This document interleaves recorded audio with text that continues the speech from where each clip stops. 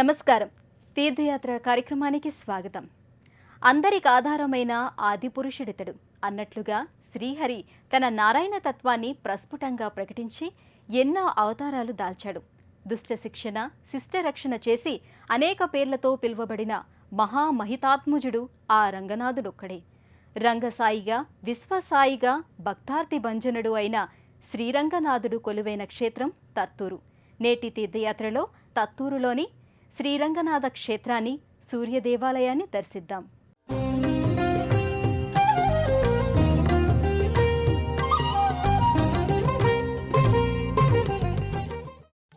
సర్వం జగదిదం త్వత్తో జాయతే, సర్వం జగదిదం సత్తస్థిష్ఠతి. ఈ సమస్త జగము ఆ రంగనాథుని నుండి వెలువడి ఆ హరియందే నిక్షిప్తమవుతుంది.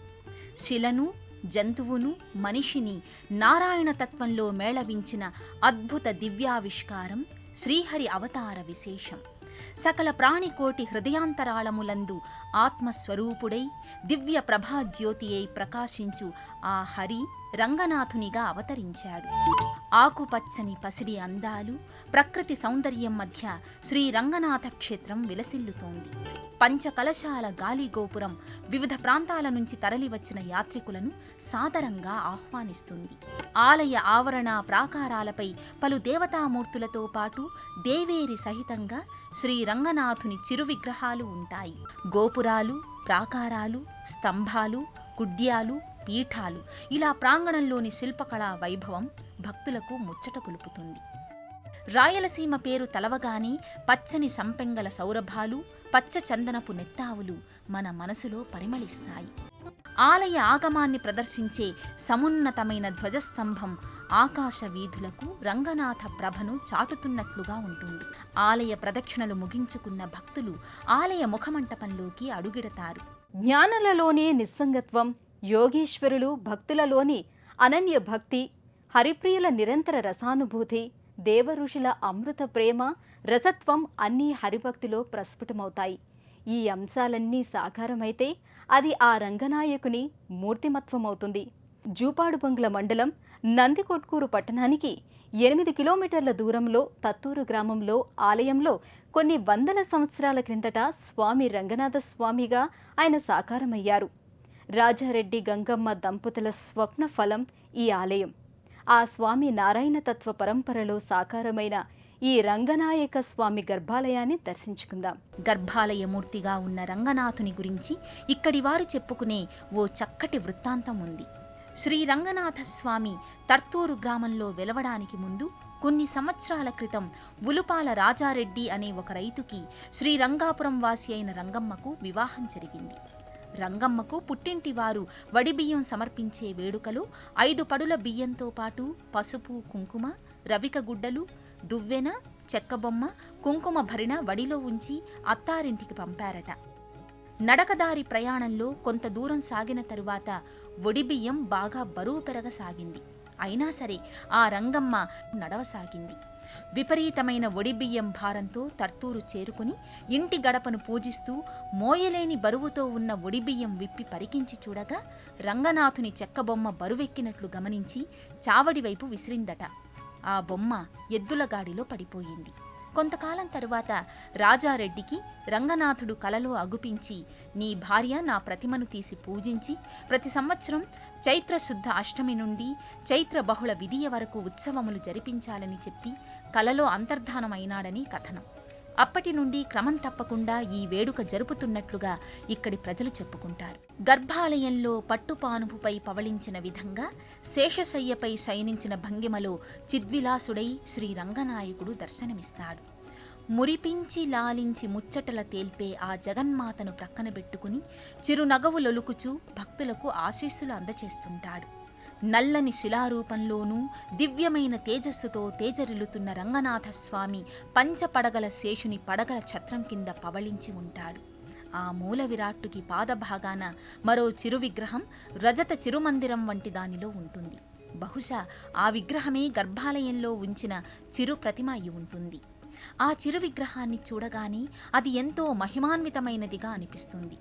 మూల విరాట్టుకు జరిగినట్లుగానే ఈ చిరు ప్రతిమకు కూడా సకలోపచారాలు అనుదినమూ చేస్తారు. చాలా క్షేత్రాలు సాధారణంగా తూర్పు అభిముఖంగా ఉంటాయి. ఈ దేవాలయం తూర్పు ఈశాన్య దిక్కు ఉన్నట్లుగా గోచరమవుతుంది. ఇటువంటి ఆలయ దర్శనం వల్ల విజయం సిద్ధిస్తుందని శాస్త్రవచనం. గర్భాలయంలో ఉన్న స్వామి దర్శనం కోసం భక్తులు బారులు తీరుతారు. ఆలయ లోపలికి ప్రవేశించి స్వామిని దర్శించుకుంటారు. అప్రాకృత జగంలో ముక్తిలోకం, వైకుంఠం, గోలోకం అని 3 లోకాలు ఉన్నాయని నారాయణ ఉపనిషత్తు చెబుతుంది. ఈ గోలోకాన్ని మహారాస మండలి అని, నిత్య వసంత హేళి అని, శ్వేత మండలి అని అంటారు. ఇది మహారస జగత్తు. ఈ రస జగత్తుకు ప్రభువే విష్ణువు. అటువంటి రసలోకాధిపతి దేవేరి లక్ష్మీదేవేరి. సకల శుభంకరి అయిన లక్ష్మీదేవి ఈ ఆలయములో వైభవోపేతంగా కొలువుదీరింది. మనము దర్శించుకుందాం రండి. ఈ ఆలయం ప్రక్కనే ఉన్న ఉపాలయంలో రంగనాయకి అమ్మవారు కొలువుతీరి ఉంటుంది. ఆ అమ్మ సాక్షాత్తు లక్ష్మీదేవి అవతారిక కదా. గర్భాలయంలో ఆ తల్లి చతుర్భుజాలతో సర్వభూతహిత ప్రదాయిని అయి విరాజిల్లుతోంది. పసుపు పచ్చదనం హిందువులకు ఎంతో శుభప్రదాయకం. అటువంటి శుభప్రదమైన పీతాంబర వర్చస్సుతో రంగనాయకి అమ్మవారి ముఖారవిందం వెలుగొందుతోంది. చూసినంతనే సకల శుభములు కలుగుతాయా అన్నంత దివ్యంగా ఆమె దర్శనమిస్తుంది. ఆ దివ్య రూపిణిని దర్శించుకుని తన్మయులై భక్తి శ్రద్ధలతో కైమోడ్పులర్పించుకుంటారు భక్తులు. శ్రీ ఛాయా ఉషా సమేత శ్రీ సూర్యనారాయణ స్వామి వారి ఆలయం ఈ దేవాలయానికి సమీపంలోనే నెలకొని ఉంది.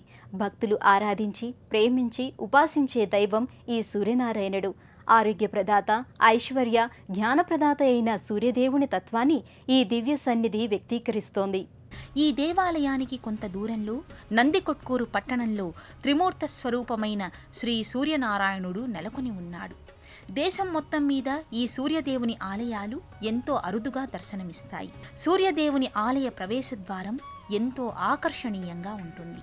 ఆ ద్వారం పైన సప్తాస్వరూఢుడైన సూర్య భగవానుడు కొలువై ఉంటాడు. ఆదిత్యుని గర్భగృహంపై ఉండే విమాన గోపురంపై పలు వైష్ణవ దేవతల శిల్పాలు వర్ణరంజితంగా నెలకొని ఉంటాయి. సూర్యనారాయణ అనే పదానికి సర్వ ఆకర్షణశీలుడైన వాడని అంటారు. ఆ భాస్కరునికి ఎన్నో పేర్లు. ఉదయం బ్రహ్మస్వరూపం, మధ్యాహ్నం మహేశ్వర స్వరూపం, సాయంకాలం సదా విష్ణు మూర్తిమత్వంతోనూ సూర్యుడు దర్శనమిస్తాడు. ఇలా త్రిమూర్తి తుదావాకరః అని ఆ పురాణోక్తి తగునట్లుగా సర్వజనాకర్షణగా స్వామి నెలవు గోచరమవుతుంది. ఈ లోగిలికి చేరుకున్న భక్తుల హృదయారవిందాలు ఆనంద సందోళితమై దివ్య ఆధ్యాత్మిక అనుభూతి సీమలో విహరిస్తాయి. ప్రత్యక్ష దైవమైన ఆదిత్యుణ్ణి ఉపాసించటం వలన బుద్ధి వికాసంతో పాటు సర్వాభీష్టములు నెరవేరుతాయి.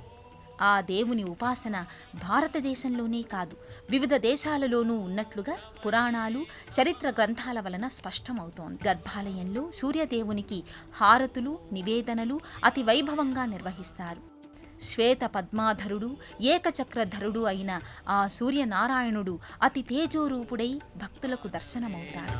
గర్భాలయ మూల విరాట్టుగా నెలకొన్న ఆ సూర్య భగవానుని ప్రతిమ పరమ విశిష్టమై వెలుగొందుతూ ఉంటుంది. కృష్ణశిలలో ఏకశిలా రూపునిగా ఆ సూర్యనారాయణుడు తన సప్తాశ్వాలతో ఉంటాడు. ఆ సూర్యదేవుడు భక్తులకు ప్రతినిత్యం గగనతలాన కనిపించే ప్రత్యక్ష దైవం. గర్భాలయ మూర్తిగా రుధిరవర్ణ పట్టు ధోవతి, తగిన ఆభూషణాలు ధరించి కనబడతాడు. సకలోపచారాల అనంతరం తేజోవంతుడైన ఆ సూర్యనారాయణునికిచ్చే హారతిని దివ్య జ్యోతిగా భావించి కనులకు అద్దుకుని తీర్థప్రసాదాలు స్వీకరిస్తారు భక్తులు. మనసారా ఆ సూర్య భగవానుని దర్శించుకుని ఎంతో భక్తి శ్రద్ధలతో కైమోడ్పులర్పిస్తారు. మనస్సు నిండా ఆ సూర్యదేవుని దివ్య ప్రభను నింపుకుని ఆనంద పరవశంతో పులకితులవుతారు. ఆలయ ముఖమంటపంలో గర్భాలయానికి ఒక ప్రక్కన వినాయకుని ప్రతిమ ఒక చిరుమందిరంలో ఉంటుంది.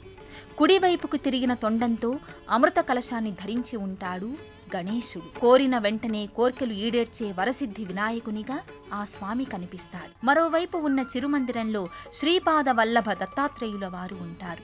త్రిమూర్త స్వరూపుడైన దత్తపాదుల వారికి వేనవేల నమస్కృతులు చెల్లించుకుంటారు. సూర్య భగవానుని ప్రధాన ఆలయానికి ప్రక్కగా దక్షిణ దిక్కున పరమశివుని ఉపమందిరం ఉంటుంది. ఆ విశ్వేశ్వరునకు అభిషేకం కన్నుల పండుగగా నిర్వహిస్తారు. అభిషేకానంతరం పరమశివలింగానికి ఎంతో అందంగా అలంకరణ చేస్తారు. ఇన్ని విశేషాలున్న ఈ హరి అచ్యుతుడు నరవరుడు అయిన ఈ రంగనాయక స్వామి మరియు ఇష్టార్థ ప్రదాత ప్రసీద మమ భాస్కరుడు అయిన సూర్యదేవుని దివ్యకిరణాలు మన జీవితాలకు వెలుగుబాటలై దారి చూపాలని ప్రార్థిస్తూ మరో తీర్థయాత్రలో కలుసుకుందాం.